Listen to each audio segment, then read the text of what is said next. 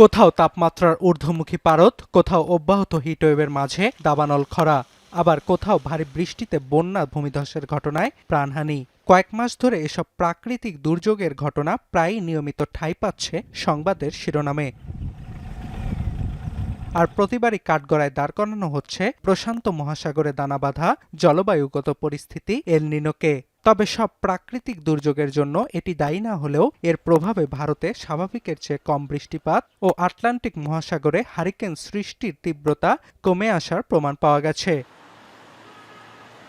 এছাড়াও শুক্রবার এল নিনোর প্রভাব সম্পর্কে সবচেয়ে ভয়ঙ্কর তথ্য দিয়েছে যুক্তরাজ্যের আবহাওয়া দপ্তর। প্রশান্ত মহাসাগরে দানাবাঁধা এই বিশেষ জলবায়ুগত প্রক্রিয়াটি স্মরণকালের সবচেয়ে শক্তিশালী রূপ নিতে যাচ্ছে বলে পূর্বাভাস দিয়েছে আবহাওয়াবিদরা।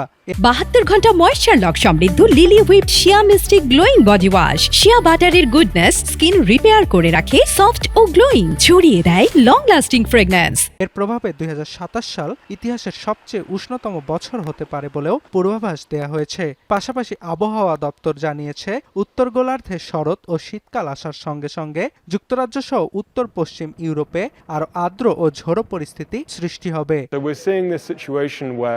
Climate change is having this huge effect on the likelihood of certain types of extreme weather events, and then El Nino can provide sort of an additional boost to the likelihood or intensity of, say, a heat wave, drought, or extreme precipitation event. তবে জলবায়ু পরিবর্তনের কারণে এল নিনো চক্র পরিবর্তিত হচ্ছে কিনা তা নিয়ে বিভক্তিতে আবহাওয়াবিদরা। তবে উষ্ণায়নের ফলে এর আবহাওয়াগত প্রভাব আরো চরম হওয়ার শঙ্কা করছেন জলবায়ু বিশেষজ্ঞরা। We don't know if the El Nino La Nina pattern is changing as the climate changes.